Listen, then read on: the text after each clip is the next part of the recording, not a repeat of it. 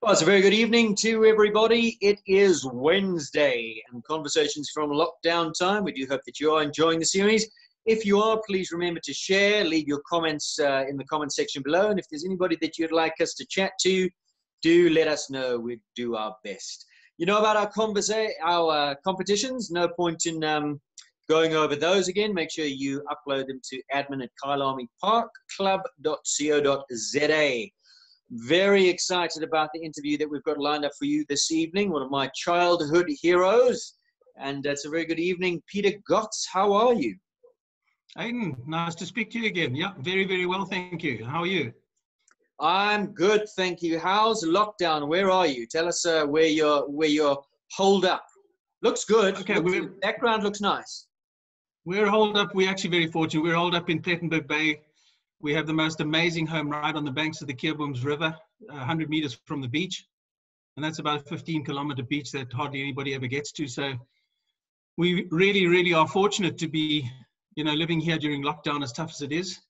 But as with everything, I have an amazing wife, Dee, who's from the Eastern Cape. So my top priority at the moment is to not become another domestic statistic in terms of homicide. So I'm kind of looking out for myself here. Yes. Peter, you left the show jumping scene quite a while ago. Before we go back into those years, let's talk about what you've been doing since. When did you get out of it, and what's life been all about post show jumping? Yeah, I need to go back a little bit further until we get to where we get to that point, in that I kind of made a conscious decision that I never wanted to be a professional show jumper and be kind of exposed to the risks of the sport, and the good years and the bad years, and that I wanted to go into business. So shortly after the Olympics, we left, literally the same year or the year after we left, to come down to Plet, and I went into business for myself. Dee opened a shop for herself also in I think it was 1995. And we've been really working hard at that. And then I retired in 2006 and was immediately roped into Dee's businesses. And now I have a proper boss, a proper one. And since riding, have you thrown your leg over a horse? Do you have any interest at all? Do you follow the game? I do follow it a bit. I follow a lot of the overseas stuff. I haven't ridden since 96. I think I won the Derby in 96 and said, that's it, that's enough. I did do a little bit of riding here with some of the polo guys, and I had a couple of outings on the polo field, which I thoroughly enjoyed with my neighbor, Chick Lee. I really enjoyed that. But other than that, nothing to do with horses. It all really revolved around family. And that was one of the major decisions why we stopped riding. For me, there had to be a life after riding, because it's an amazing sport, but it is very, very selfish. And for me, post the Olympics, life has always been all about my wife and my two kids, Morgan and Jamie. And we've literally, when they went through junior school and high school, we never missed a rugby tournament, a hockey tournament, a water polo match. So it's been an amazing ride with them, and we've thoroughly, thoroughly enjoyed spending the time with them.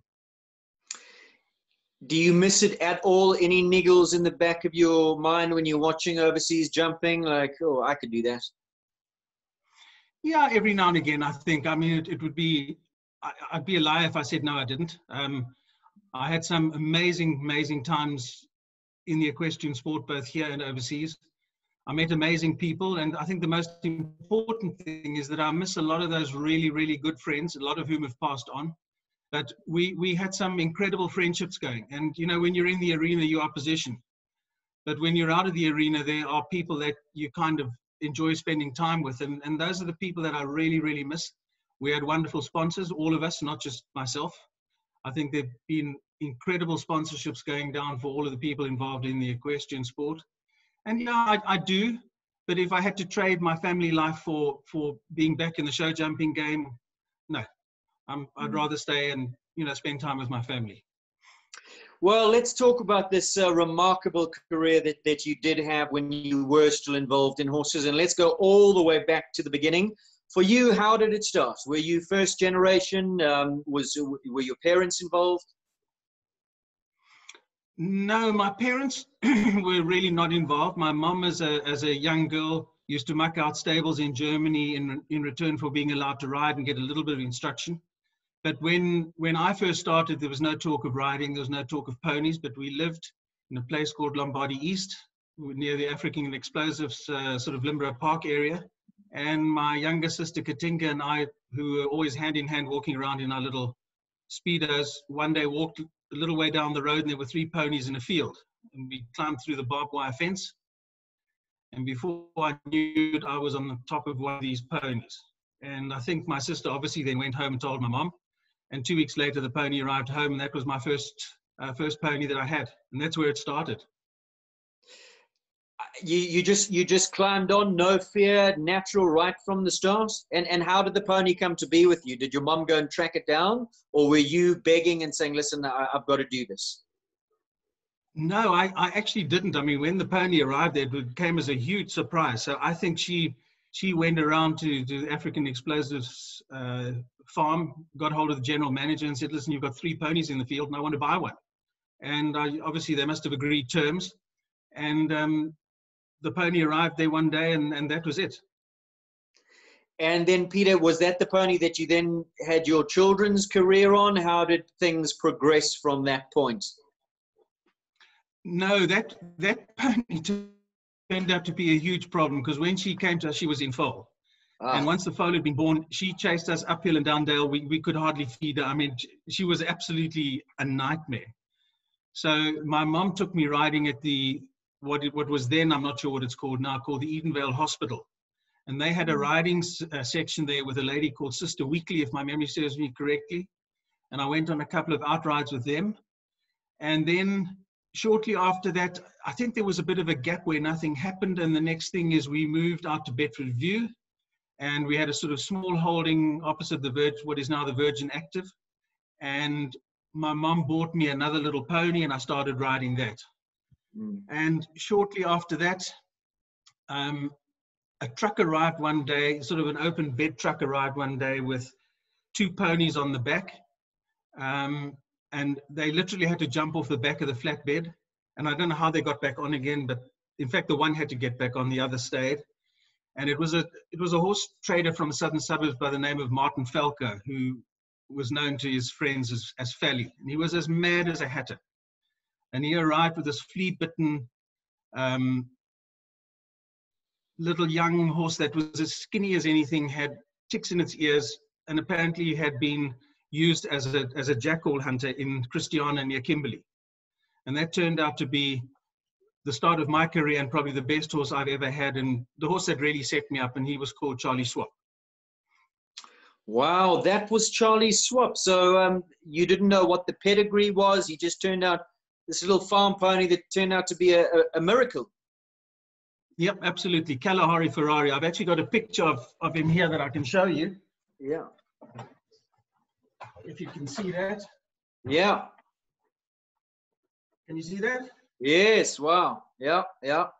Okay, so that was Charlie Swap. I think at that stage I was 10 years old, and I started riding him at home. And not long after that, my mom started thinking, well, it's time to get some instruction in. So she had a friend, a work friend from Germany, who used to do a lot of dressage and that sort of stuff, and he came to help me in the evenings, schooling the ponies in a tiny little arena we had at the back. And that was the start of that. Tell me the name Charlie Swap. Did he come with that name, or was there some story behind it? Did you swap something for him, or was there somebody called Charlie along the way? No, so in those days, my mom and dad had bought an old Diamond T truck, and you used to have to crank it in front to start it. And my mom swapped it. We called the truck Charlie. And my mom swapped the truck for Charlie, what became Charlie Swap, and the other little pony, whom we then sold on. And that's how he became to be known as Charlie Swap. Incredible. And this horse, this little Charlie Swap, well, we want to know the whole story, how you progressed. So he hadn't done anything. He'd literally been taken off the farm where he was chasing jackal, and he became a superstar. Absolutely. I mean, he He had an uncanny ability. When we first got him, I can remember we had to take spoons to take ticks out of his ears. He was as thin as anything. He was flea bitten, but he always had this incredible heart and ability to kind of inspire you with confidence. But throughout his career, let me tell you, if you for 1 single second took him for granted, he'd punish you for it.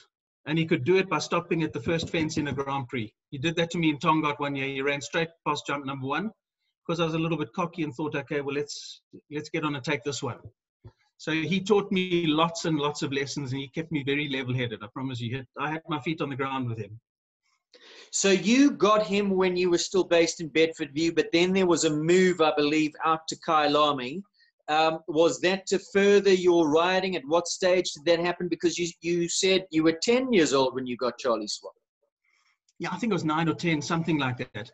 What had happened was that my mom, at that stage when we were still in Bedfordview, got in touch with Johnny Myberg. And she was, I think, pregnant with Michelle.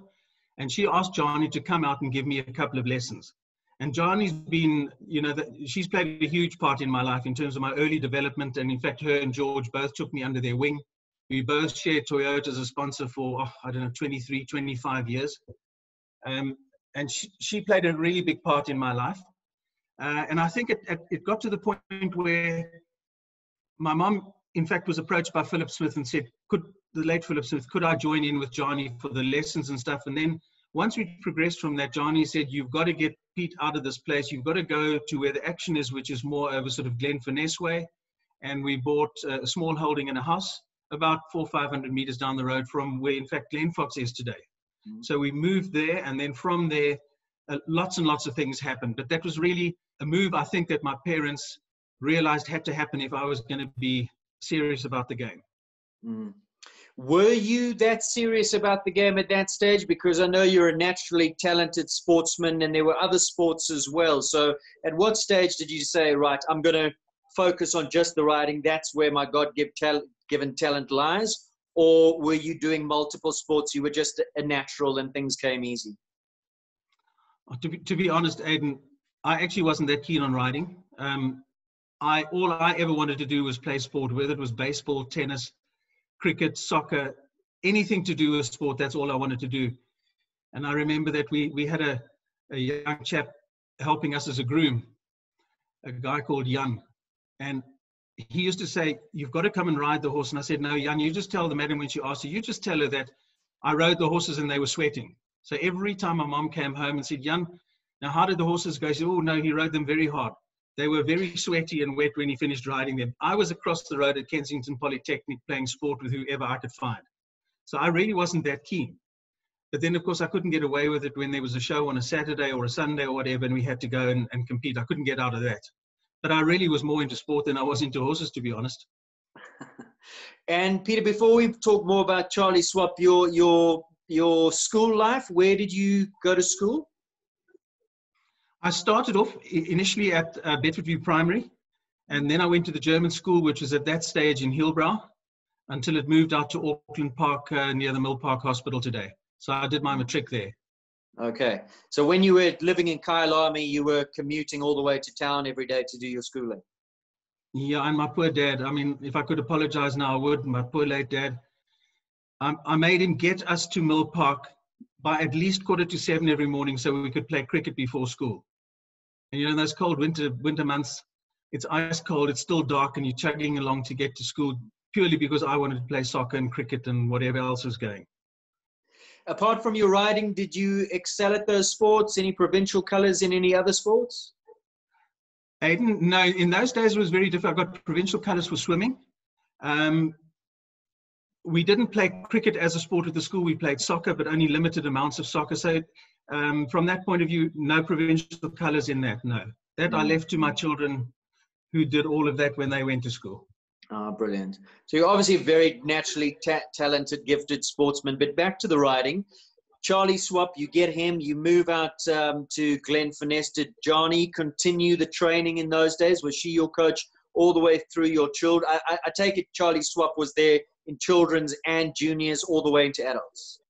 Yeah, look, in those days, it was a different age group setup. I think children's at that stage was under 14, and then you went into juniors, then they changed it to 16. So it was a bit confusing. I went up and down and then got licenses to go to adults, etc. But to answer the question, yeah, she came out every now and again to come and give me a hand. But then what also happened was we kind of got involved with Auntie May being down the road. And then Auntie May was a really social sort of setup where, I heard Gail say the other day that you learn to ride on outrides. And she was 100% correct. I mean, those outrides on a Sunday morning, there were hundreds of people that came on that outride. And you mixed with lots and lots of people. You met new people. Then people asked you to ride their horses, ride their ponies, jump their horse because they didn't want to jump. So we got a lot of exposure, had lots and lots of fun. But also an important part of the development there was the pony club. That was a big, big thing. In those early days, seems strange for a lot of people who are riding today. There were no horse boxes, as you may know. So when you went anywhere, you rode there. So from Bedford View, we used to leave at 4 o'clock in the morning to ride to Inanda, compete for the day, and then ride home and do the same thing again the next day. So, sure. It was, you didn't have 3 or 4 horses. You didn't just arrive at the show, put your boots on, and the horse was saddled up. You saddled it up yourself. You had one pony. And that's kind of what you used, and you used that pony for the pony club, for eventing, for gymkhana, for dressage, for show jumping, for everything. That was your mount, and everybody was kind of in the same boat. So for me, it produced a sort of a broader knowledged equestrian person who knew about his horses, who knew what they were fed, who knew how to put a saddle together, who knew how to clean a saddle together, clean a saddle. And I can remember, those were daunting days on a Sunday morning when there was a pony club and you had to come and you had to get inspected. We used to all line up and you'd have the 4 judges, theoretically judges, who came to inspect how you turned your pony out, how clean your equipment was, how clean your clothing was. And I can remember there were some daunting characters there. You had Maury and Bill Clifford, the most divine people. And Bill Clifford was a major in the army, Major Bill Clifford, who was very posh, a wry sense of humor. But if you had your way, you didn't want him to inspect you. And you had Vipka Holz who did some, you had Trish Chenderline who come and did some inspections. And then, of course, you had Charlotte Stubbs. And I can tell you, you didn't want Charlotte Stubbs to inspect you. She was a scary, scary lady. The most incredible sense of humor. And a lovely, lovely person, but boy, you didn't want her to inspect you. If Bill Clifford inspected you, you'd poop in your pants, but you could make Bill Clifford poop in his pants. So we used to sit there and say, okay, you go that way, you go that way. I'm not going to that way. I'm going to go to Vipka, or I'm going to Trish. There's all this jostling and hustling, but we knew how to clean a saddle. But on the stirrup bar, don't leave one little bit of sugar saddle soap. You get picked out for it. But it made for complete horsemen, and then from, like on a normal Sunday morning, from there you'd go to apple bobbing and the egg and spoon race and things like that. And then you might go into a jumping competition. So it was a very broad thing that I think taught a lot of people what horsemanship was all about. We had to study the manual of horsemanship, Pony Club manual of horsemanship, and you got tested. Those are also scary days, when you had to sit down and start answering all these questions. You better know that manual. It was simple as that. But those were the early days, but it opened so many doors for us into so many facets of the game. And I'm really grateful that I was part of that. Yeah. It's really sad because I don't even know if Pony Club exists anymore. It seems to have been replaced with Sanisa. And even I was a member of Pony Club, and I remember you had to have your A test and your B test, and you had your Pony Club tie, and you got the badges. It was almost like Cub Scouts for the equestrians, but you're right. Yeah. It taught you a huge amount. I think it still goes on in England, but I don't know. It seems to have just died a terrible death here. Yeah, it's a real pity because, I was fortunate enough to go on 2 Pony Club teams to the UK. They had a huge worldwide Pony Club get-together with teams from America and Canada, etc. And on both occasions got to meet the Queen and shake her hand. And that's a memory I'll never forget. Not too many people have done that, from South Africa. And it was only the Pony Club that facilitated that. Had I not been part of that, I wouldn't have been able to do that. So it's sad. I wish it was back in again. I think it teaches a lot of young people so many important things about, the art of horsemanship and what horses are all about. Yeah. And then, of course, I remember the Gymkhana games as well, part of Pony Club, where you really learned to cling on to a pony as you were going hell for leather through those bending poles and all that. Bending poles, yeah. Peter, Charlie Swap, he was with you right through your junior career and then into adults. Just tell us a little bit about him as a character and as a talent. Was he brilliant right from the get-go? Did he also just have this natural aptitude for the job? He was an incredible pony. He had the most incredible nature. He was just under 15 hands. He had a very placid nature. He was kind of a fireball once you were on him. But he did absolutely everything that you asked of him. He was the perfect partner. And if you let him down, he would punish you for it, as I mentioned earlier. So you were always on your toes with him, but he had incredible ability. I remember I jumped a wall with him once. He cleared a wall of 6'11", and it's uncanny that a little thing like that can do that. But he had huge heart, as did all the horses that I had. He was very, very brave, but you could never take him for granted. But he lacked for nothing. There wasn't a combination or a spread that he couldn't jump. So yeah, I mean, I was really fortunate, and he really was the one who cemented my career. Are you telling me that a little 14 3-hand pony went around and jumped the Derby and won the Derby? I am. In 1976.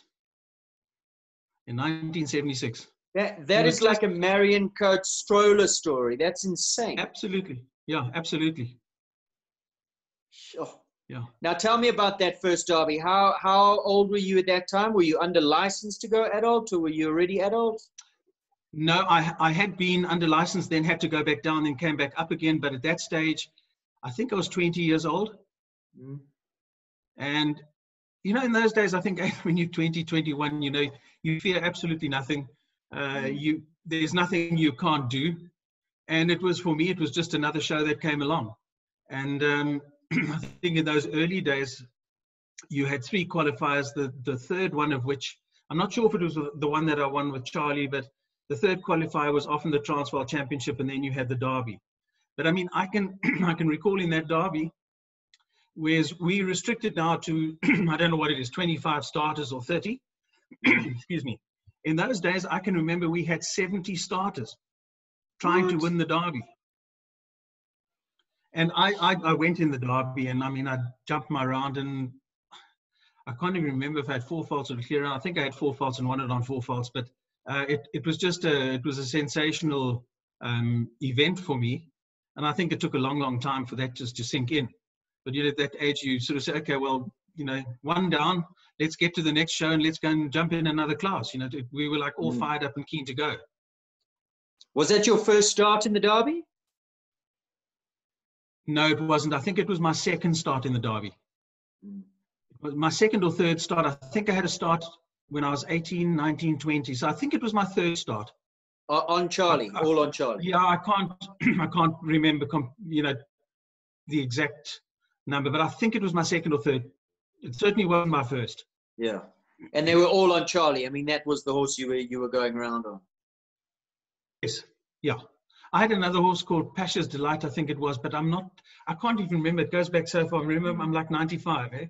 I'm not even sure if I jumped him Pasha's Delight in the Derby. I don't somehow think so. Yeah. That win in the Derby, did that open up more doors for you, or were you already recognized as a top talent and a top up-and-coming rider because you got the Toyota sponsorship? And tell me about that, how that came along as well, and then to the point where you got Gossiper. I think it probably opened doors in the sense that, you suddenly understand that you can win Grand Prix and that sort of thing, because, you must understand at that stage, when you have 71 starters, and a lot of those people could win that Derby. You had people coming down from Rhodesia in those days. You had people like the late Klaus Degener, who had a fantastic horse that could also win the Derby. You had George and Johnny Meyerberg. You had Gonda. You had Annelie, Errol. I mean, there were so many people, all of whom you couldn't count out that they would win, that they could win the Derby, and you had Mickey Lowe. And Mickey Lowe, I promise you, between him and a lot of the other top riders, would not give you a single thing. I mean, the late Philip Smith, when he went in the ring, he was giving you nothing. You know, they were all top jockeys, and they had one thing in mind, and that was to win. So, you know, I kind of went in there and said, okay, well, I'm here. I'm not going to give them anything either. I'm going to win this thing. And so when post-Derby, post that first win, it was kind of, you can win. You've proved it, so go out and do it again. How did before we get on to Gossiper, at what age did Charlie win that Derby? Because you say you were about 20, so that's 10 years later to when you got him. So at what age did you get him? Do you even know, seeing as though he came from nowhere? I understand that he was 12 or 13, maybe 14 when I got him. That's according to what Fally told my mom. So he was quite old. And then he went on for a few more years, and then he got a very bad wind gall on his back leg from a rope burn, and that kind of put paid to his show jumping career. He tried and tried, but essentially it was almost like taking off on one leg. And it got to the point where I said, you know what, it's cruel. We can't carry on with this. And I had a partner horse with him at that stage called Thales that I bought from the late Alan Richards, and he won 2 South African championships for me. That wasn't the Thales. It was a top racehorse, was it? He was the top racehorse. He was. The Thales that ran against Sea Cottage. There was a Thales that ran against Sea Cottage in the Queen's Plate. He was a top division horse. He was a top division horse. He was a really, really good horse. Not a lot of scope, not a lot of ability, but an incredible heart. Very, very, very brave. He gave you everything and more. Funny enough, the same as Gossiper did. I mean, Gossiper had no ability. She had no power. It was a little bit like listening to Tony Lewis's interview when he was talking about Talisman. You know, you had to generate the scope in Talisman. I had to do the same thing with Thales and with Gossiper. But they both were very, very brave, gave everything and more that they had. I'm just trying to wrap my head around your story of Charlie Swap, because you got him as a 12-year-old. 10 years later, you win the Derby. So that you're saying you won the Derby on a 22, 23-year-old pony. Because I'm just looking at what's going on today and all, you know, the horsepower that we're sitting on today. And come, you know, 15, 16 years old, these horses are put out to pasture. They're retired. They've had enough. And we bring in the next one. This was a different era. That was a seriously hardy little horse. No, he seriously was. But, you know, if you look at Gossiper, I'd have to look up I've got some old stud books back there. Gossiper won the Derby when she was getting on as well. I think she was also sort of around 20.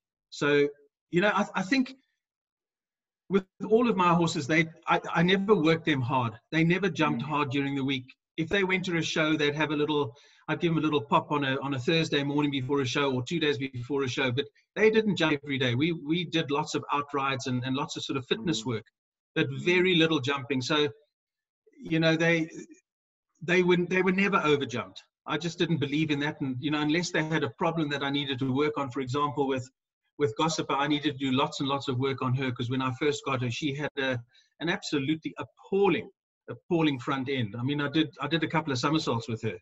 And cut my eye here once at Sanik. But, you know, we worked on that. And once we got to the point where I felt that, you know, she was good, she didn't have to work at home. You know, all I needed to do basically was the practice arena, warm up properly, and then go in and do the job in the arena. What level was she at when you got her? Because she also wasn't a big horse, was she? She was quite small. She was a little bit, she was rangier. She was probably about 16 hands, 16-1, but she had quite a high wither, so she was a smallish and a very slightly framed horse. I got her in fact, I swapped her for a diamond. And I got her when she was a C grade. Yeah. So yeah, that's her story. What was her pedigree, Peter? Aidan, I think she was by Porky. Okay. I think she was by Porky. Yeah. I wasn't, you know, I was never a great one to go by the breeding. For me, if they jumped, they were well bred enough. If they jumped, they were brave enough. If they jumped, they were careful enough. So I kind of just, you know, and in fact, I never chose many of my horses. All my horses were chosen by my mom. She had an uncanny knack of finding horses. So I just basically took on what my mom brought home. Yeah. How many years between Charlie Swap and Gossiper were there between your two Derby wins? I think it was 10 and 10, something like that. Yeah. Roughly. 76, 85, 86, something like that. Then again, 96, I think it was. I forget. See how old and grey I am. So there was Charlie Swap, and in between Charlie Swap and Gossiper, there was Thales. Were there any other top horses that you had there? Any other Grand Prix wins, SA champs? Because you've won them all. Yeah, look, most of those came from Thales, from Charlie Swap, and from Gossiper, and then post Gossiper from Noble Cut. Yeah. So I had a lot of horses. I had a horse called Headboy that was really nice that I sold to Bill Johnson. He exported him to the US. I had a horse called Six Shooter that I sold to the late Alan Richards when I went overseas. Because I spent a long period of time overseas, you know, between derbies. So between Charlie Swap's derby win and Gossiper's, I was overseas for about 7 or 8 years. And then I came back, got Gossiper, and started preparing her. So in 1976, I think it was when I got my Springbok colours, 75 or 76, at the EPOL Indoor. And, you know, I remember spending quite a lot of time with my great friends, Nick Skelton and John Whittaker. And then Johnny came to me one day, and in fact came to my mom and said, "You've got to let him go to Europe. He's wasting his time here. He's got to go to Europe." So we made plans to get over there, and I went and spent some time with John Whittaker, and, you know, slowly started getting set up to compete on the circuit there, which was a great opportunity. Is that the 7 or 8 years you're talking about? Is that what you were doing? So you were riding professionally overseas. Tell us about that. Where were you based, and some of those experiences and campaigns, outings? I started off in the UK. Then I bought a really, really nice horse from a young girl in Germany that won me a couple of AITs and talent spotter competitions. And then we went on to Ireland. I spent some time in America and some time in Germany. And then, you know, it became clearer and clearer to me that it was a very risky game, in the sense that you could be Rockefeller the one day and the old fella the next day, because we just at that point in time, this happened with that nice horse that I had, I simply could not afford to turn down the good money that we were offered. I bought a really, really nice horse from a girl in the United States called John Galt. He was a big, rangy thoroughbred with absolutely everything going for him. But he unfortunately broke down, and we eventually had to retire him. So, you know, and that was like a big financial hassle for us, in the sense that, you know, you spent a lot of money on this horse that you really would like to produce, and you could have sold for a lot of money, but was now worth nothing. And I looked around, you know, whether it was in Germany or in France or the UK, you could be sitting on 6 really, really great horses today, and tomorrow you could have not one of them, you know, either through injury or them being sold or sponsors pulling the plug. I didn't want that. So I decided to come back, and I went to do my MBA in Cape Town in 1982, and then went into business after that, and a little bit of riding post that. Who were your contemporaries? What era, who were the big names in the sports, in sports over there? Was it the Whittakers dominating? No, Whittakers weren't dominating. Ted Edgar, Harvey Smith, David Broom, Liz Edgar. There were a whole load of older guys, and then Nick Skelton and John Whittaker, Michael Whittaker were the ones that were up and coming. But it took a few years. And again, they got to that level only once they got, you know, really super horses. Like John's real break came with Milton. Milton for years and years and years was virtually unbeatable. It was a little bit like Eddie Macken from Ireland. You know, his big break came with Dr. Schnapke when he got Boy. And he was, for years and years, he was virtually unbeatable, you know. And then you had people like Hugo Simon. Yeah. You had all the Germans, you know, you had that held Olympic medals, that held world championship titles.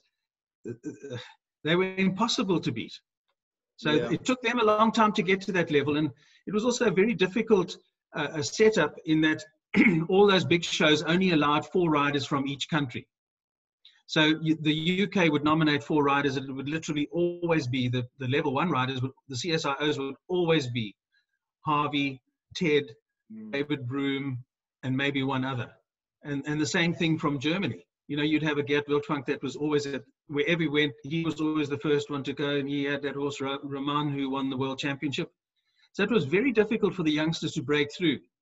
And we were still at the height of apartheid and stuff, so I had absolutely no chance. There were many shows I had to hide under a foreign passport just to be able to get into the country and compete. And if they found out I was a South African, then they'd say, sorry, pal, you're not welcome here. We don't entertain sportsmen from South Africa.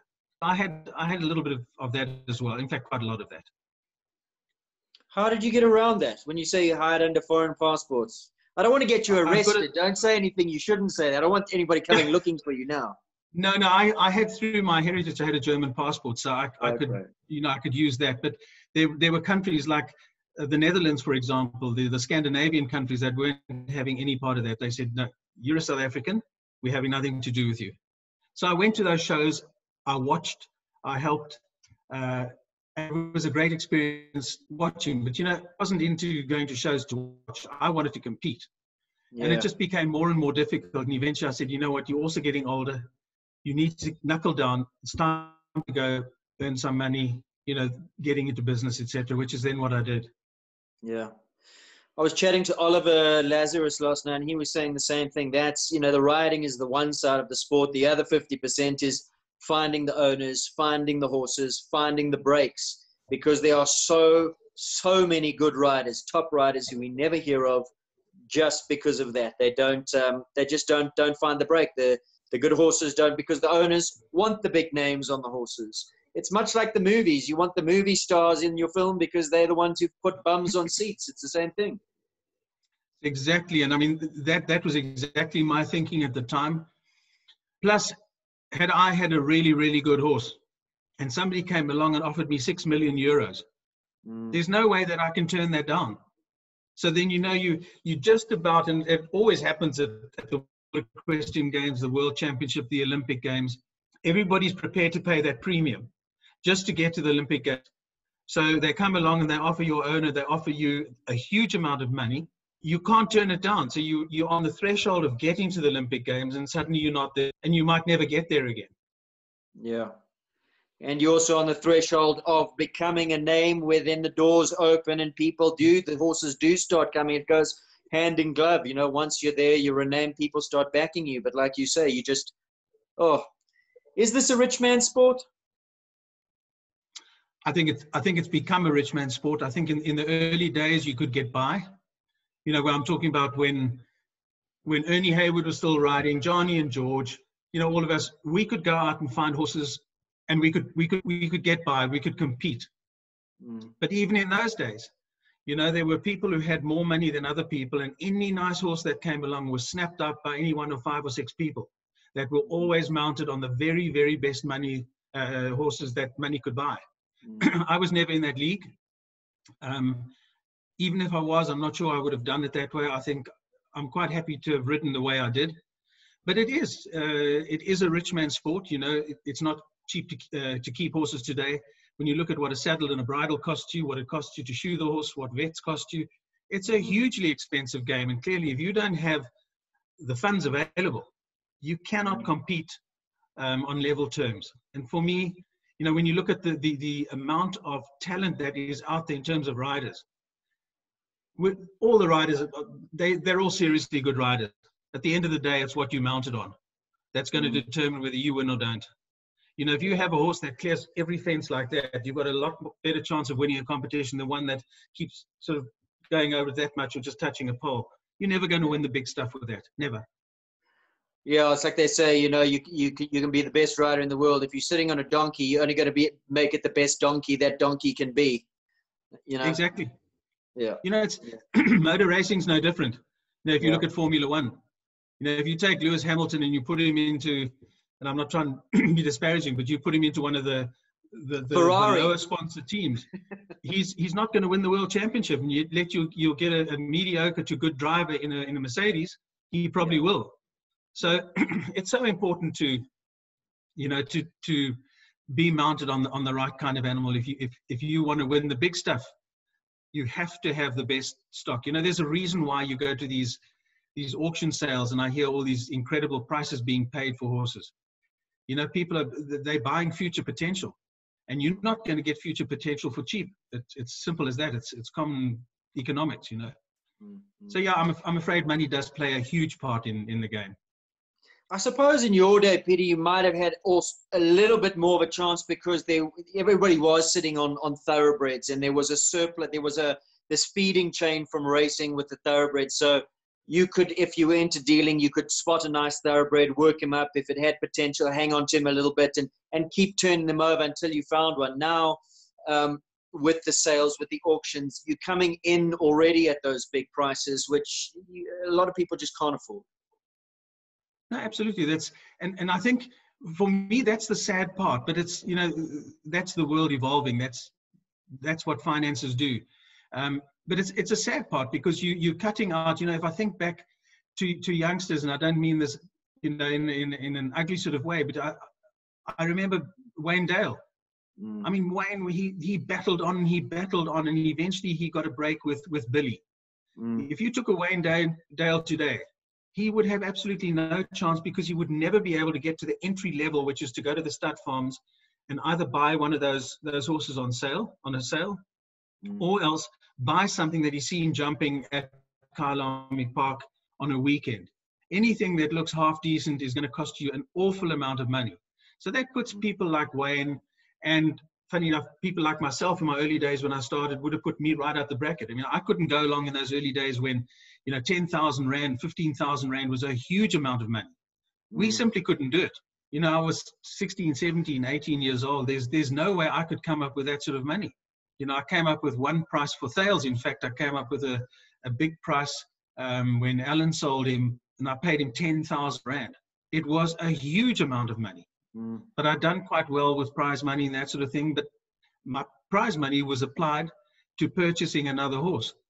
Today, who can come up with a couple of million for a really nice horse? I mean, I hear those prices out there, and I start to shudder. It's really tough. Peter, you came back to South Africa. You studied. Did Gossip come before the trip overseas or after? After the trip overseas. After. So you got Gossiper, you win your second derby. How long does she stay on the scene for? She stayed on the scene for quite a long time. She was a really, as I said, I didn't work her hard. So she was a hardy sort of horse, but she stayed on the scene for quite a long time. And then along came, I had a couple of other sort of half decent horses, but not Grand Prix horses, and certainly not, major derby type horses, until I got Noble Cut. And then she got a little bit told. I said, you've had a really good innings, time to breed with you. So we bred with her. We bred two really nice foals, one of which we lost in a storm. He slipped and crashed into a wooden fence, and he fractured his hip, so we had to put him down. And then she had a really nice filly that we sold to a client of Rogan's, and I think she went on to breed that. She was a really, really nice filly.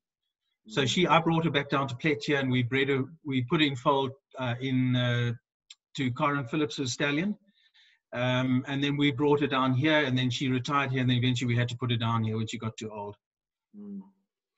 And the Noble Cut story, I loved watching Noble Cut. But you tell, how did he come to you? When did he come to you? How much? At what level was he? Yeah, I had a client that I taught who stabled with me called Jackie Ironside, and we were at a show at the RPM mine in Rustenburg one weekend, and I saw this horse cantering along with a guy who had sort of longish stirrups and was kind of a sort of little bit of a cowboy hacker. And I saw this horse jump, and I said, Jackie, that horse can jump. And she said, really? I said, yeah, I think we should try and buy that for you. So we went off and eventually did a deal, and we bought the horse for Jackie. And I mean, as soon as no sooner had she bought the horse, and I said, I made a big mistake here. I should have bought that horse. Anyway, Jackie carried on riding him in D grades, and then I think maybe a couple of events in C, and he was a handful, Noble Cut. He had a difficult mouth, difficult head, and he was just a very difficult character of a horse. And eventually he became too much for Jackie, and I said, Jax, what about selling him? And she sold him to me, and then I took him over. And he went through the grades very quickly because he had a huge amount of ability, huge scope, very careful, but difficult to ride. He was, for me, we always in the stables referred to him as a savage. I mean, he could take you out any time, but very difficult in the mouth and hot-headed and stubborn. Like, you know, he would just shake his head and want to run at jumps and things like that. So very difficult to kind of try and see your stride and maintain your rhythm when you're going down difficult lines, and he's just, you know, running at the bit. And I tried everything. I tried hackamores. He just wanted to run. And Peter, you won your third derby on him, but by that stage you had moved to Plet, and I believe, was it the horse that was out of action, or you were out of action? Somebody had just had an operation and there wasn't much preparation put in. The horse was lunging with your wife. You came in very underprepared into that show, because I remember, and well, you tell the story. Well, we brought him down here, and I mean the long and the short of what I did with him was literally go on the odd outride with my kids. We bought a very nice pony for my daughter Morgan, and we got another little pony from Cape Town for Jamie, and they were stabled outside at near Witterdrift here. And Morty used to have a lesson once or twice a week, because I mean, children cannot be taught by their parents. It's as simple as that. Yeah. And Noble Cut was at another stable where, funny enough, where Gossiper was, and I'd go down every now and again, and we'd go for a little ride in the woods. But if I was riding once or twice a week, it was a huge amount. And we hadn't been to a show for a year and a half or 2 years. And a friend of mine in PE said, why don't you come up and bring Noble Cut up to PE and spend some time with us? I said, no, man, I haven't jumped for ages and ages. He said, yeah, come up here. And Dee said, yeah, Pete, and the derby's coming. I said, you've got to be kidding me. I haven't had a round in the ring forever and a day. Anyway, she pestered me. Eventually I said, look, I phoned up Dirk Groeneveld. I said, Dirk, I'll tell you what, we're going to come up. I'm going to enter, and we're going to come up. And you guys have got some jumps and things up there. He had a friend with a sort of a derby type arena. I said, I'll bring the horse up this weekend, and we'll jump him on Friday afternoon, and we'll jump him again on Saturday, maybe on Sunday, and just see how he goes. And if he feels good, I'll send him up, because I had a friend, Dee had a friend from Queenstown who was taking a show horse up to Joburg to the derby. Anyway, I took him up there, and he felt okay on the Friday. He felt reasonably good on Saturday, and then on Sunday I thought, well, this horse feels great. So I said, okay, we're coming up. So we sent the horse up. I came back here. We packed the kids in the car, left at midnight. I went over the Prince Alfred Pass here, and all the lights cut out at about 12 o'clock. So we were going on flicker lights going through the pass. And we got to Joburg. And the first qualifier, he finished fourth. The second qualifier, he finished third. And then the third qualifier was the Transvaal Championships. He finished second. And then in the derby, it was quite an eventful round. We won the derby. And then after that, I said, you know what? I think it's time to hang up. I was like on an oxygen tank and all sorts of things. So I said, it's time to go back to playing golf in Plet. So you hadn't been in the ring. You hadn't jumped for how long before you went up and straight in? So this horse hadn't had any lead up competition, or, you know, getting your eye back in, as they say? Nothing. Nothing. There was nothing here. I had one round, funny enough, on Gossiper's foal. We went to George to her first show, and I literally had her in a cross pole class like that, and to try and get her to, and Morgan was busy jumping at the show, so I took her along, and literally for two days she jumped in, I think, 3 classes, but literally cross pole classes like that. That was all I did, and he hadn't done anything other than the weekend in PE. So yeah, it was maybe a stupid move, but I was being pestered, so I had to give in. Well, I have to remind viewers, because some of them maybe didn't see that round. I was there that day. It was magical, because not only did you finish the derby, your stirrup leather broke halfway round the. Now let me put this into perspective, because even for the fittest riders who are doing this day in, day out and training and riding 5-6 horses a day, your stirrup leather breaks around the derby course, not just a normal course, the derby course. And you haven't been riding at all, and you finished the derby. I think then he put in a little bit of an awkward jump over the rustic, the last fence with a broken stirrup, and you clung on because you had to go through the finish, and only after the finish did you let go and you slid off. It was very dramatic. At what stage did the stirrup leather break, and can you remember the round after that? I sure can, because like I said, he was incredibly difficult to ride, this horse. You know, it's one thing having a horse that has rhythm and you can go down to a fence like this and you can see the stride coming. It's another when he's shaking his head like this and he's running and, you know, you can't get him together. So that was him. But where the stirrup leather broke, I thought, oh my soul, not even at the halfway mark, and we've got a lot of things to come. We've got the dike to come. We've got the narrow fence to come. We've got the big wall.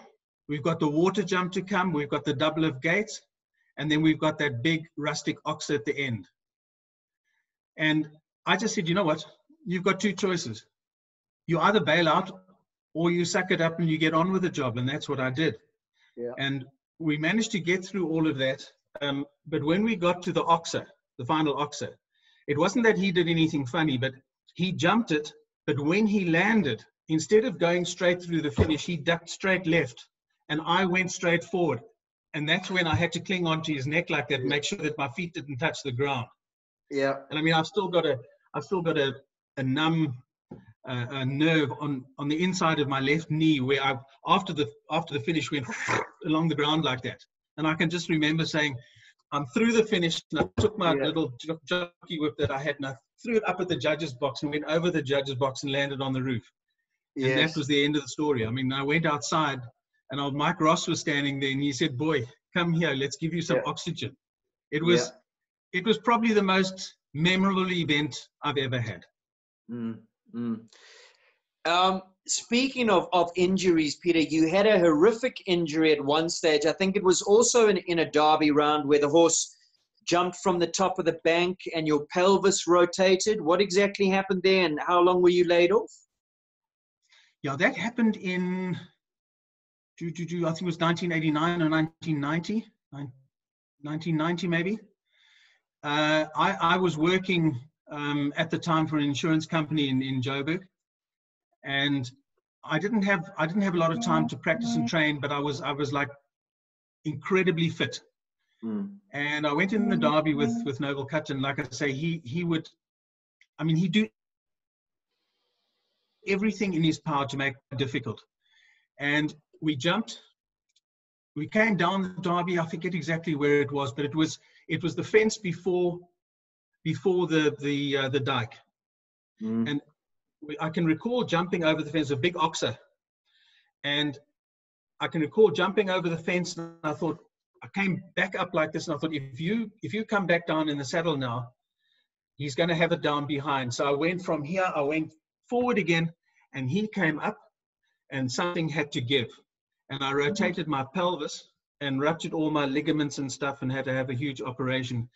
But the most amazing thing about that is that I went on and I said, I'm going to finish this round. I'm not going to let this affect me. And I went to do the dike.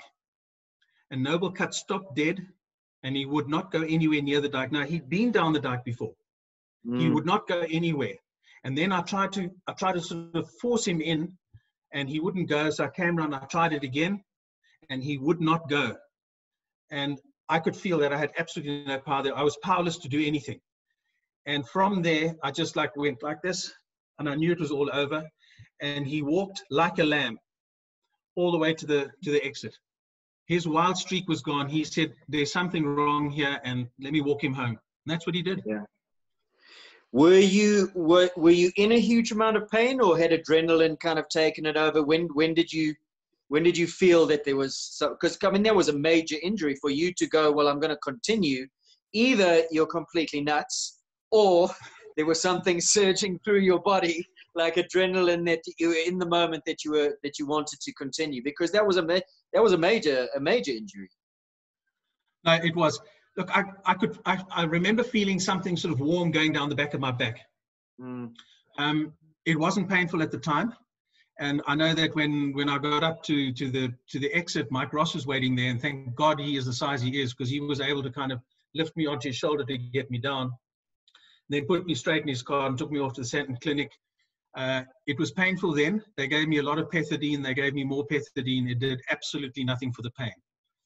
And then the injury was so bad that they had to wait for about 4 or 5 days before they could open me up to operate on me. He said, there's absolutely no point. We cannot operate as it is now. Yeah. So, did it take you a long time to come back? Recovery. It was like 5-6 months off. Sure. Sure. Yeah. Noble Cut, then you retired, so you won that derby, and then in your mind did you go, that's it, I'm on a high, this is the time to really pack it in? Or did that did in the back of your mind were you thinking, well, shit, I can still do this, why not have another crack? What was the decision? How did it come about? No, I have to be honest, I did think that. I was quite keen to come back, but you know, the problem with the show jumping game is that virtually everything happens in Joburg.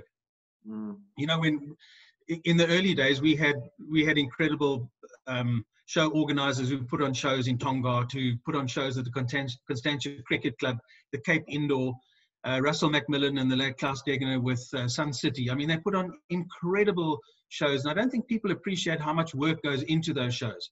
But essentially, when you look at it, everything happens in Joburg. And with myself being based in PE, it meant stabling the horse up in Joburg. So for a while, I sent him to one of my best friends, the late Errol Vuchefenig, and he was stabled there. And I just realized that, you know, there was no way I could keep commuting up and down like that. And, you know, sometimes it's better to go out at the top than carry on scratching. You know, my life's philosophy was always that I didn't want to go scratching around Kyalami Park in the D's and C grades for the rest of my life with, you know, my kids watching, you know, with the dust blowing and the sun pouring down on them. So I just felt that it was the right time to give up. And I offered the horse to Evan Anderson, who was a very good friend of mine at the time. And I said to him, Evan, here's a horse for you if you want to ride it, pal. He's at Errol's, you go and work him, you ride him, you do whatever you want with him. So I more or less gave the horse away to him. And Evan rode him for quite a long time, did really well. I think he went in 1 or 2 derbies with him. And then one Sunday morning at Errol's, he was busy jumping him, finished jumping him, and they hosed him down and took the halter off. And, you know, typical of Noble Cut, he turned around and tried to bolt off in the other direction, and he snapped his tendon and snapped his back leg off. So he had to be put down, sadly. Oh, shame. Charles Baker, my good friend, will be very upset with me if we don't talk about his pedigree. Noble Cut. I don't know. Charles will tell us. Don't worry. In the comments section below, Charles, you can put the pedigree. How old were you, Peter, when you got out? When you said that's it? So I must have been about 41. Yeah. Okay. Yeah, must have been 41. Yeah, 41. Of course, there were the Olympic Games we haven't talked about, and that must have been a highlight in your career, because you did incredibly well given the circumstances. I think the horse's name was Dee. Was it a Whitaker horse? Well, you tell the story, the campaign leading up to the Olympics, how that all came about. That was Barcelona. Yeah, in fact, I've got a picture I can show you of that. When Barcelona came about, again, it's the women in my life that just push me all the time. My mom, my late mom and Dee said to me, Pete, you've got to go to the Olympics. I said, you've got to be kidding me. To spend all that money to do what? You know, it's like taking a 2.2 liter diesel bucky into a Formula One race. You know what I'm up against there with Ludger Beerbaum and Frankie Slutek, John Whitaker. I mean, and they said, you know what? It's not about that. It's about getting there. It's about competing. It's about being able to say, I was there. Anyway, I eventually gave in. I gave John Whittaker a call and I said, look, John, if you hear of any horses going, let me know. And he, you know, in his Yorkshireman accent, he said, yeah, a man of very few words, John, very few. And eventually he came back to me and he said, look, Michael rides a horse that belongs to a chap called Anthony Schwartz from Belgium, but it's his puissance horse and he's mad, but he's worth a try. So I eventually made contact with Anthony Schwartz and we arranged, I'll never forget, because we were getting closer and closer to the qualification cutoff, I arranged to go meet him and try the horse out on the 24th of December, Christmas Eve. And I got there and it was freezing cold. And we went into the indoor arena down the road at Jean-Pierre Muset's place. And I tried the horse and I promise you, Aidan, he was absolutely crazy. I mean, when we were talking about, you know, meter 20 jumps, he was mad. But I literally had no option. I stayed there for another 2 days, gave him another ride, and he didn't really get better, but I could see that he had a huge amount of ability. You know, we put together a deal for me to lease the horse from Anthony on certain conditions. And then I came back home and then went back to prepare to Belgium to prepare for the qualification for the Olympics. And I went to a few shows and he was absolutely impossible. I said to Dee, and funny enough, my mom used to call my wife Dee. I said, listen, this horse is absolutely crazy. And she said, well, you know what, you've committed to it, just keep going. So I went on, we went to a few shows to qualify. You know, there was no doubt he had a huge amount of ability. But in the back of my mind, I just figured there was something wrong with him. And I took him to Sertogenbosch, and he went quite well, but he started every round quite well and then got worse and worse as the round went on. And eventually I called an old South African friend of mine who in fact was one of the guys who used to come out every Sunday morning to ride at Ontimays, South African vet by the name of Kit Button. And I phoned him up in Switzerland and I said, Kit, we've got a problem with this horse. Can you come and have a look at it? So we met, I forget if it was at Zurich or I think it was at Geneva. And he took a look at the horse and he said, Pete, we've got a big problem with this horse because he's running because he cannot breathe. So we have to do a hob day. We'll do the elasticated hob day. And I said, but that's him out. I mean, we might as not do that.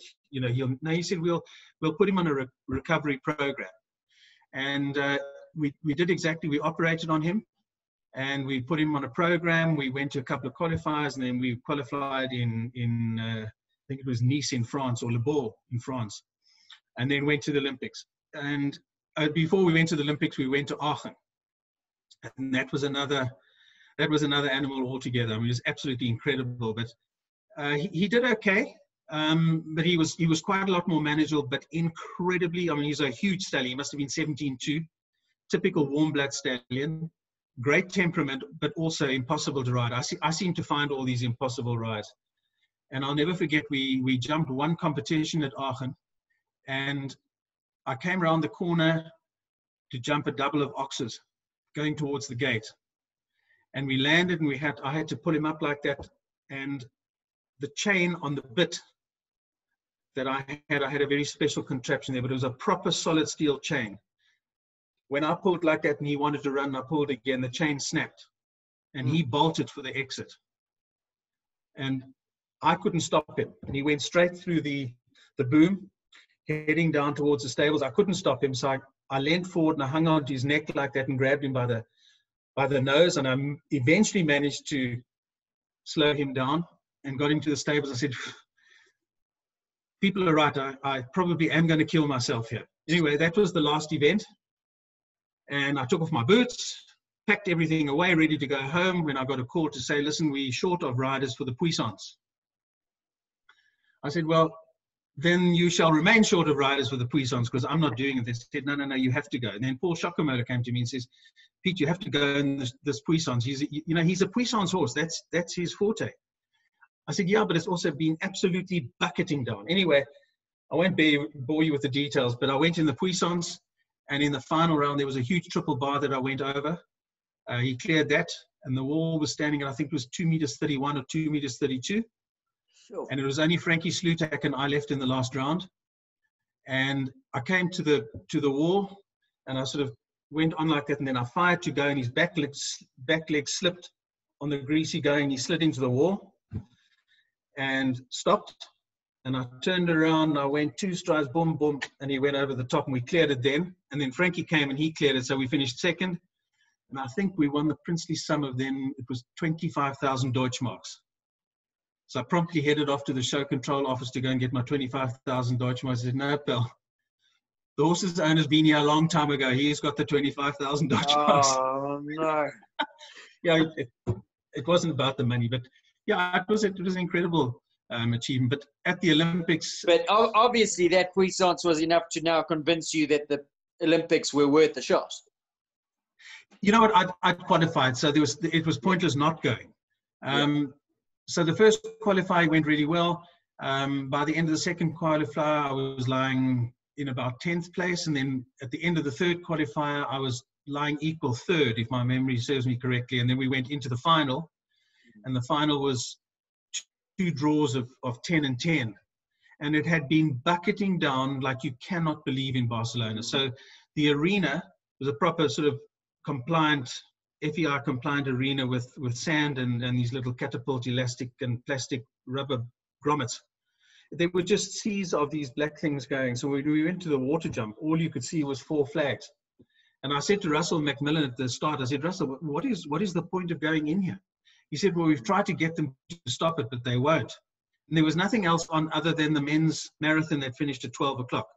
So there was conflict, and they could easily have stopped.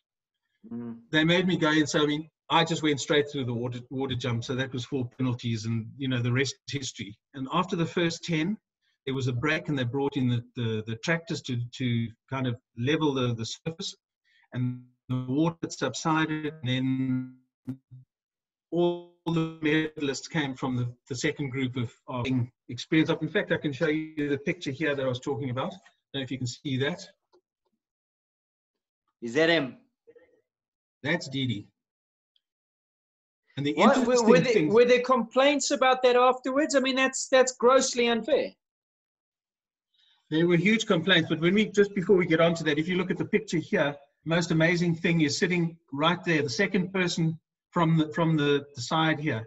That's actually Dee sitting there watching the round. My wife Dee. Yeah. Brilliant. Yeah. Look, there were 2 huge complaints about the Barcelona Olympics. One was that it was unfair, it should have been held over because the closing ceremony was only that evening. So there was lots of time. But the other complaint was that they said in the history of the sport, they will never have a final qualifier that is as difficult as the one that they had. They said it was virtually impossible. I've got books here written by the German delegation, German sports writers and things from the French sports writers who said, what we had to put up with and what we had to judge was literally impossible. So there were lots of complaints. But, you know, for me, it was the same for everybody. You know, John Whittaker was the hotshot favorite to get to win the gold medal. He got nothing. I remember consoling him in the stables, man. He was so upset because I think he realized with Milton's age that it was his last chance. And, you know, John never showed emotion. He's just the most wonderful guy. Yeah.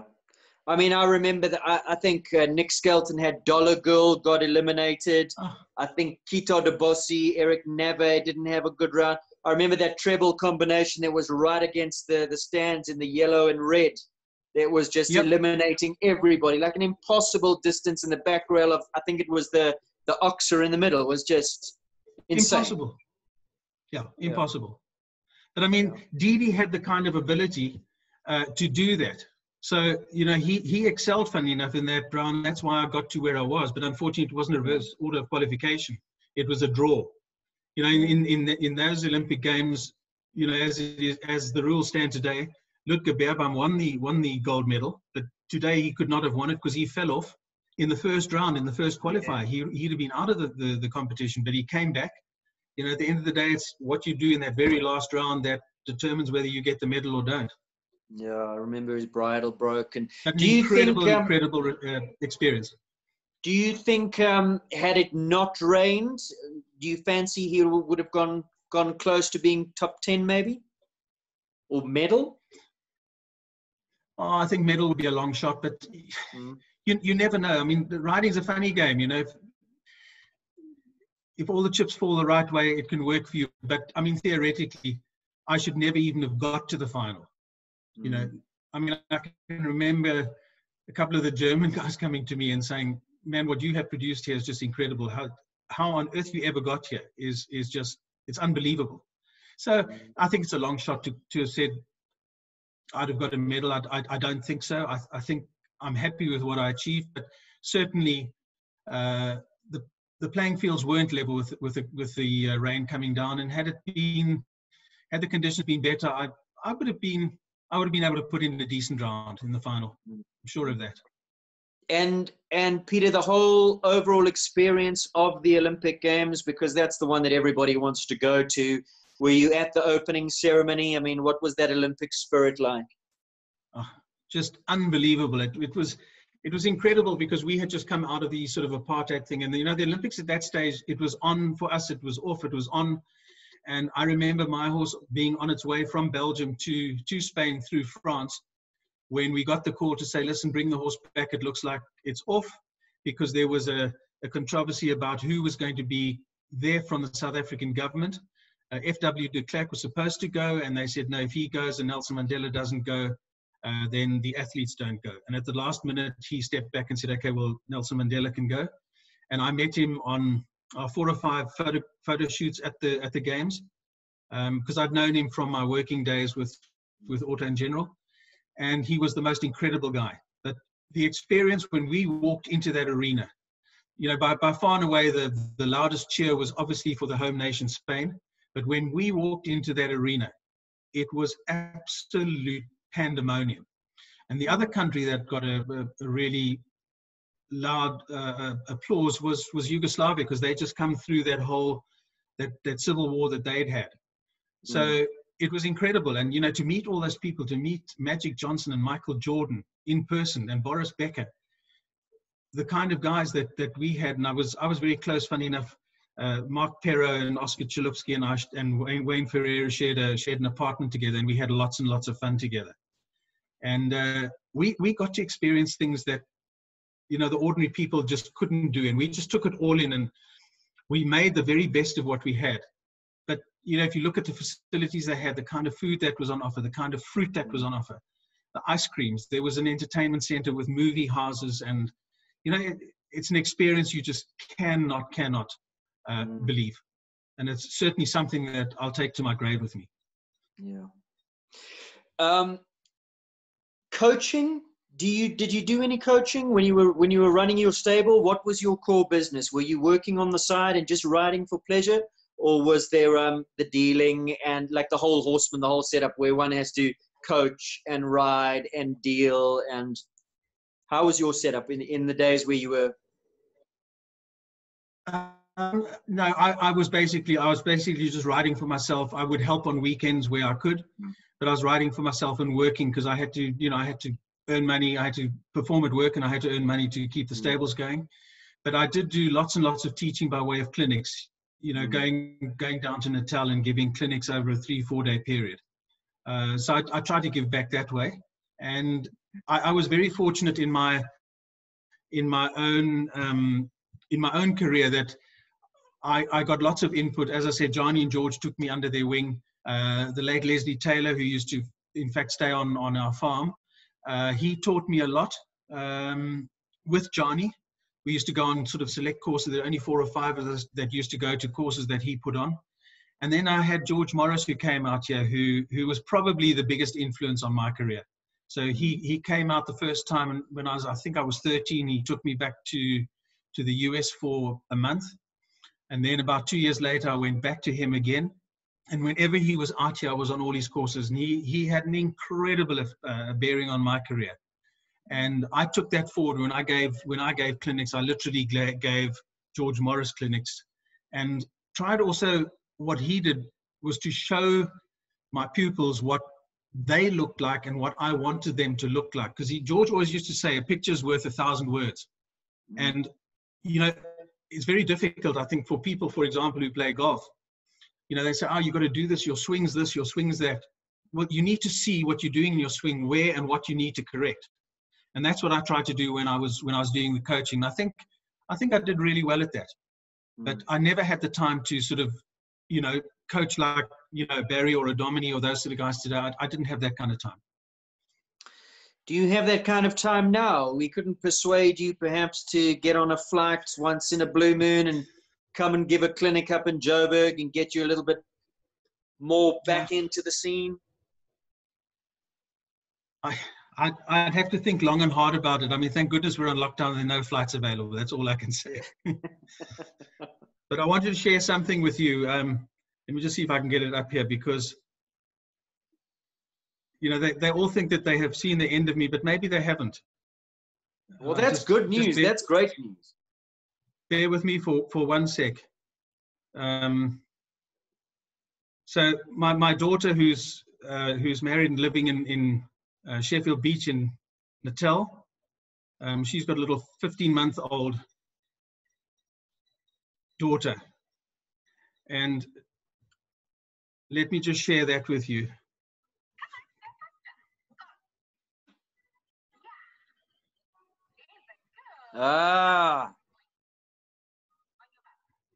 It's in the genes, it's in the blood.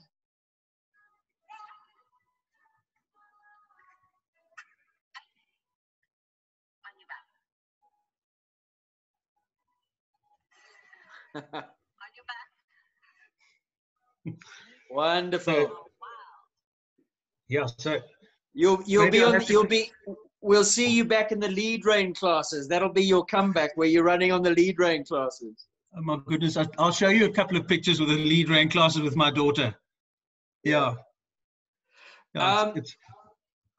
Peter, I just want to get, when you were riding, because it almost seems incredibly unfair. You had this very, very natural gift that just seemed, I mean, somebody who cannot ride for goodness knows how long, get on a horse that's ill-prepared, go into a derby and win a derby. I mean, it's just, you have to have something very, very special. So when you were riding and training and this is what you were doing, were you a hard worker? And I mean that in the nicest way, or did it just come that easily that you could afford to do a little bit less than others? I mean, did you put your head down and it was the dressage training and the flat work, or were you just had that gift where you could get a horse to a show and things would just happen?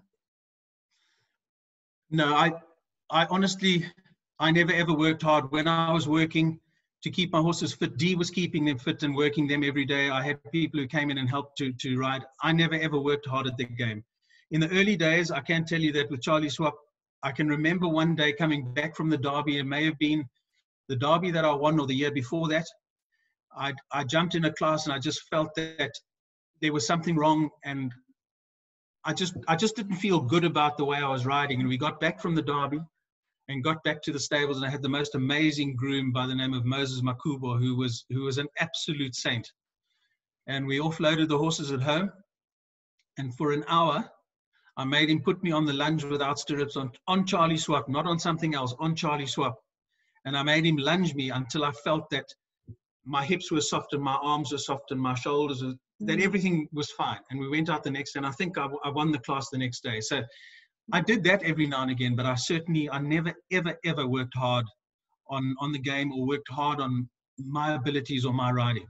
And on your horses, in the training, in the schooling? I did. I worked hard on Gossiper. As I say, she had a problem. She had a poor front end, and I'm one who believes that I can do something with the front end. With the back end, I can't do anything. So I was always keen on horses who had a good back end, and I would sort out with the way I rode them and where I put them on takeoff. I would take care of the front end.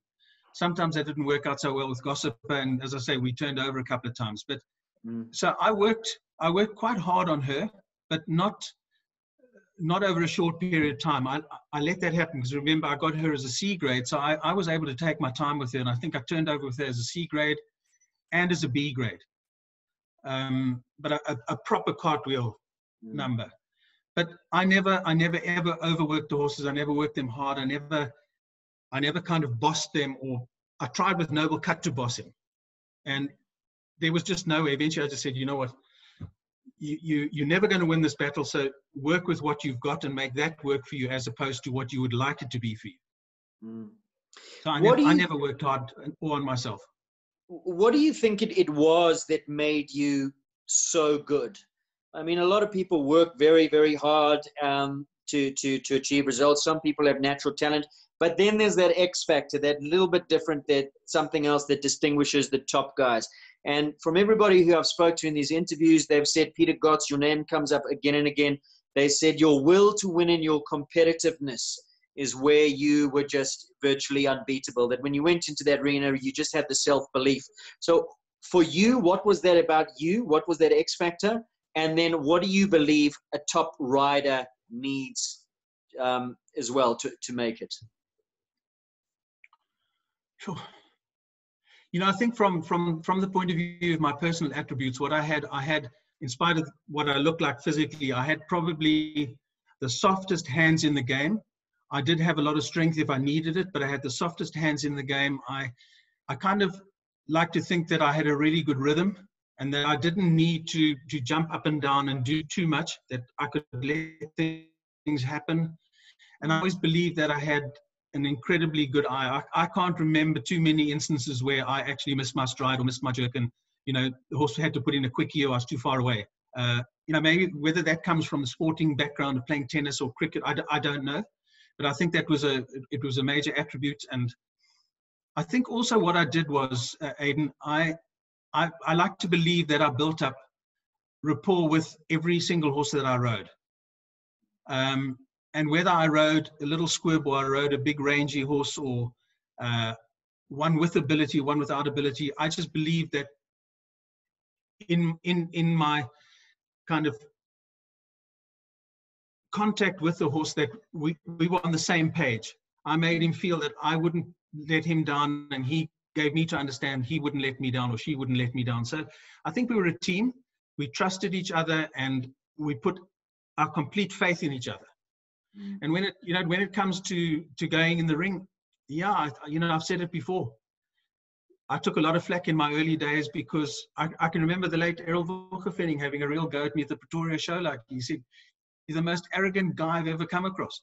I said, "Errol, but why do you say that?" Because he said, "You're so cocksure and you're so arrogant." I said, "Errol, all I'm focused on is going into that arena and making sure that I, first of all, have a clear round, and that I then go in the jump off and I try and win the competition.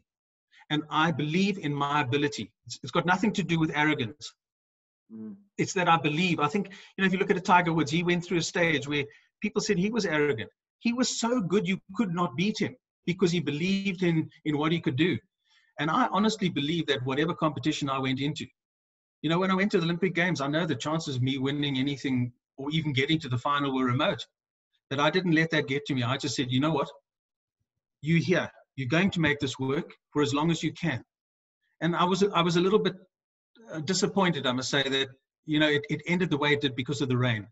That wasn't kind of what I'd anticipated. I was prepared to give it my best shot, and anytime I went in the ring, I would give it 150%. And I know that the horses that I rode gave it 150%. But just to go back to the Pony Club days, and that might sort of give you an indication. I remember jumping in a competition. It was like the Pony Club Championship, and I'd won the previous 2 years championship. And it was Ruth Heinrich had a trophy called the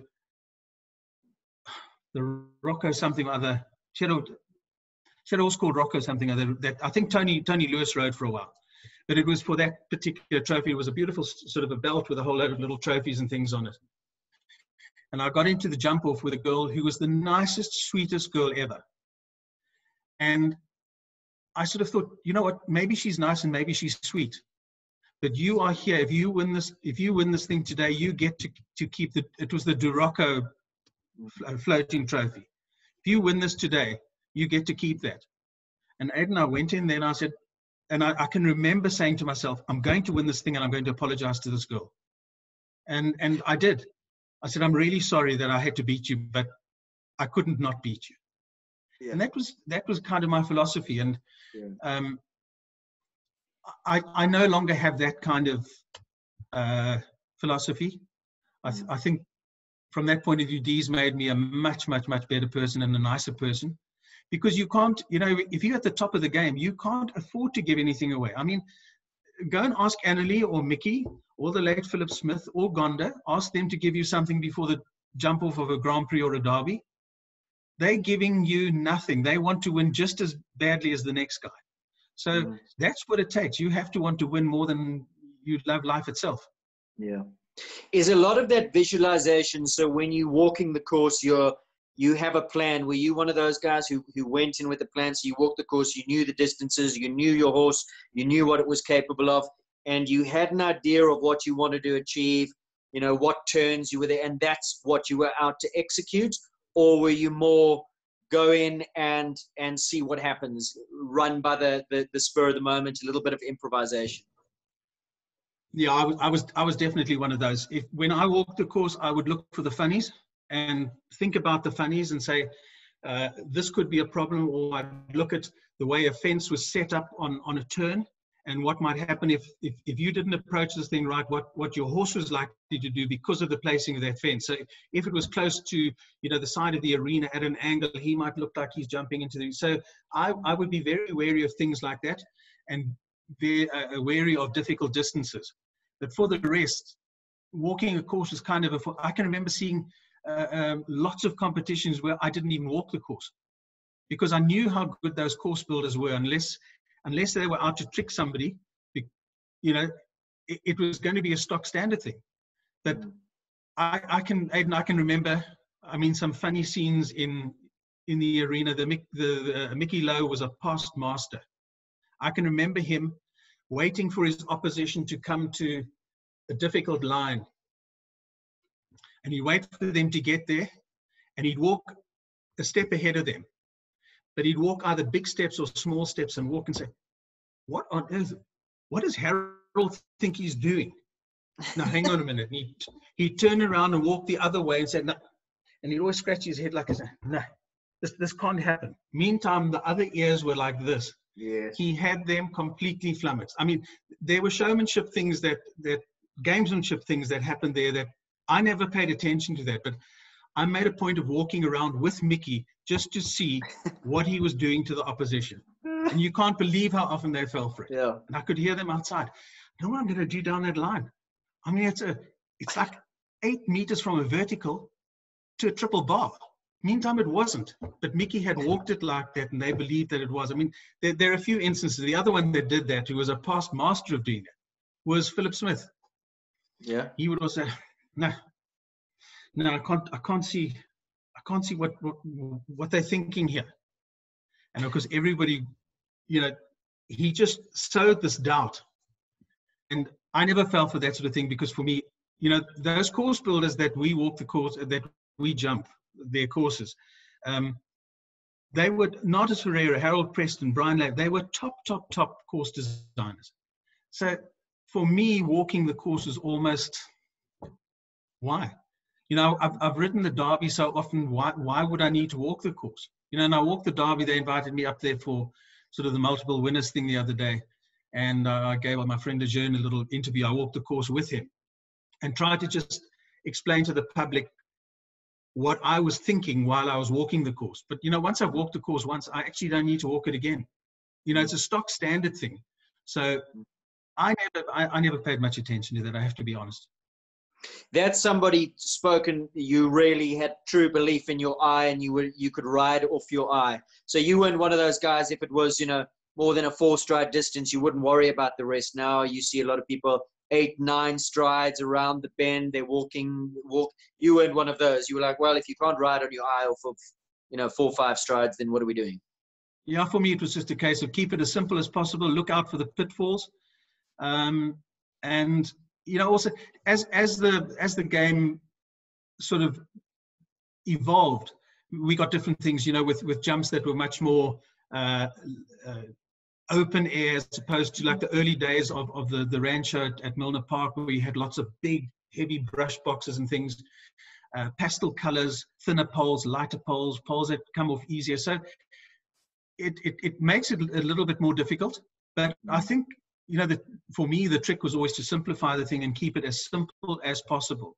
and not try to worry about whether it's a 4 or a 5 stride distance. And, sometimes it doesn't always work out that way. Sometimes you think you're going to land here and it's a 4 stride distance, and you say, well, you know what, I've landed short here. There's no way I can get to the next one in 4, so I'm going to have to come on 5. So you have to improvise where it goes. But by and large, I think if you just let the round happen, it happens. Yeah. That was the way I approached, each round that I went in. Some of your biggest competitors you knew, like you've spoken about Gonda, Philip, Annalie. Annalie's name comes up a lot as well. She was out there to win every class, boy, and you better make sure you're on top form if you want to beat her. Some of your fiercest rivals, your biggest competitors?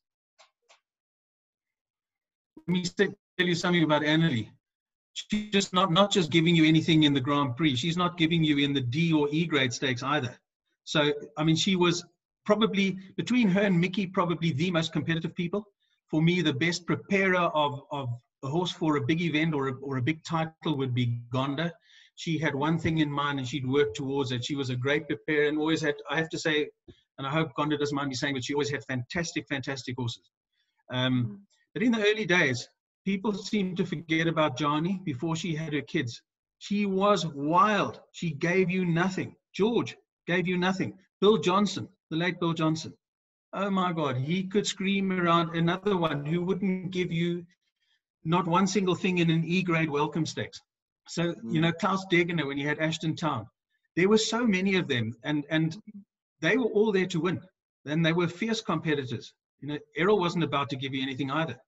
So they were all amazing people. Wendy Grayston, her in partnership with the late Bob Grayston, she was amazing. And when Bob wanted to lay on a show, boy oh boy, he could. I saw him do things on the side of the arena while Wendy was going. Funny enough, at the Derby, and it was incredible. They were all there to win, and they were fierce competitors.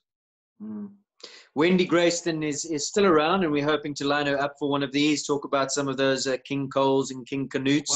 Wow. That's great news. That'll be good. And then, Peter, coming towards the end, some of your favorite shows, because a lot of those great show venues are gone.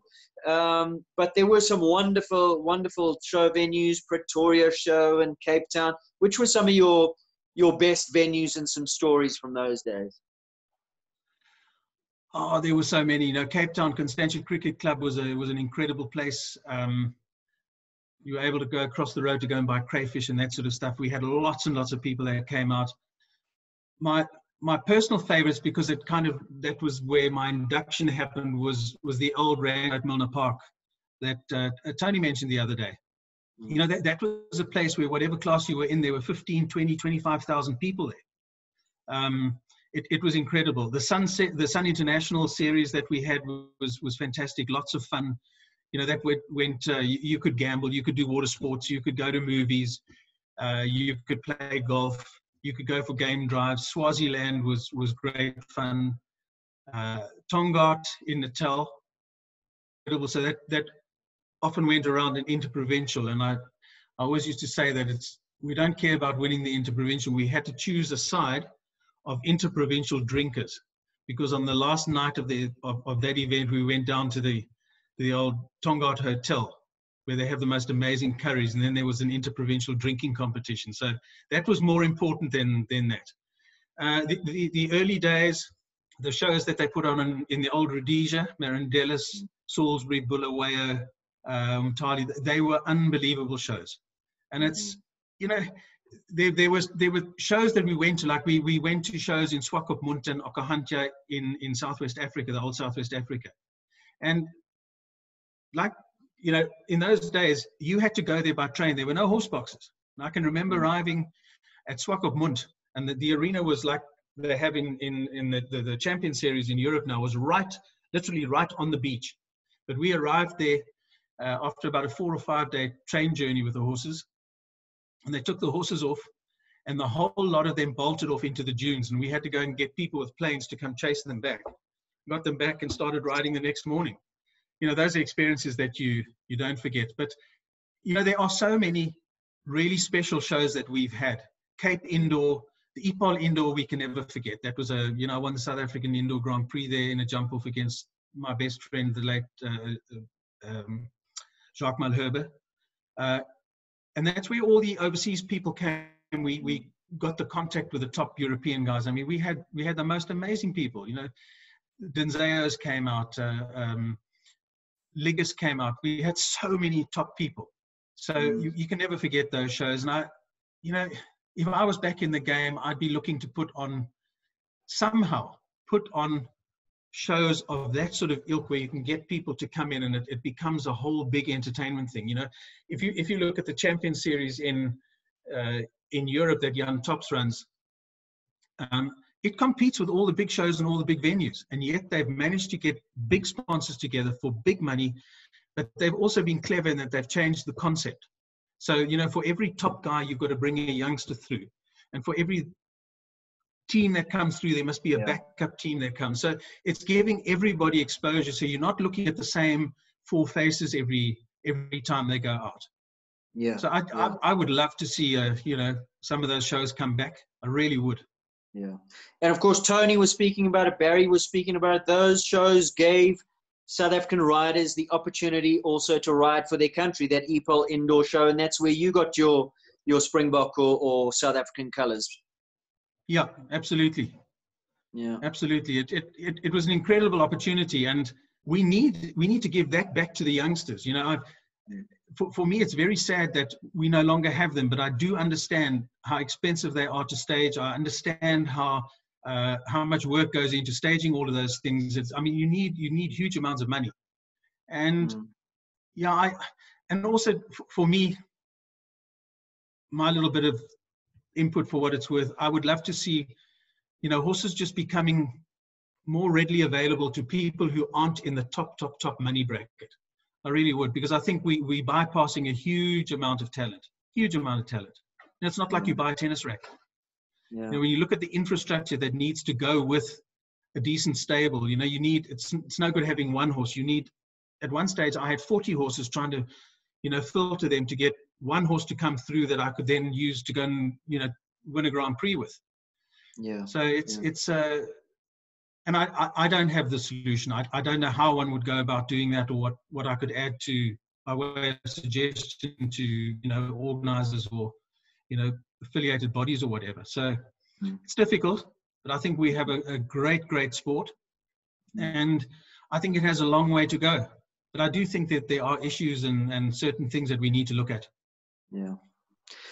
Well, it's been an absolutely huge honor, privilege to chat to you. As I said right from the top, you were, no disrespect to Gonda and all the other greats, but you were when I was a little kid, VHSing, recording everything. You were the one where the tape is stretched, because I watched your rounds the most. So thank you so much for all those memories. I'm hoping your granddaughter gets you back in the ring. I'm hoping that perhaps we will see you in Joburg and at a few shows that maybe you'd like to come up and do some coaching. Yours is an equestrian brain that I think has so much to offer. So on behalf of myself and everybody who's enjoyed you over the years, a big thank you to everything that you've contributed to the sport. Aidan, thank you. Thank you so much for your kind words. I really appreciate it. I take it to heart. And also, just if I may, just a special message to, and kindest regards from D&I to all our special friends out there, all the spectators, all the people who are involved in the sport and who take an interest in the sport, and to all the sponsors that are involved. You know, my sponsors that contribute to the game today. Thank you so much, and please carry on. And maybe we'll see you up in Joburg one of these days. Thanks again for having me on. Thanks, Peter. All the best. Oh, before we leave you, I believe you do have plans. You're moving to Belito, so maybe some of those Natalians will see you up the hill at Shongweni. No, I have no plans. Or should I not have said? No, I don't have plans to move to Belito, but we've bought property up there to be closer to my daughter, my granddaughter, and my son-in-law. So we'll be spending a little bit of time up there. And yeah, I'll be going around and I'll be looking up my old friend Brett Venica, see if I can get him sorted out. And and Brian Kelly. You know, Brian Kelly was he was a big part of my life, still is. So when I go up there, I see a lot of him. So yeah, we're looking forward to spending more time up there, probably in the winter months. Excellent. Been great chatting. Thank you so much for your time. Really appreciate it. Thank you, Aidan. Take care. Stay safe. Take care. Thanks, Peter. Keep well.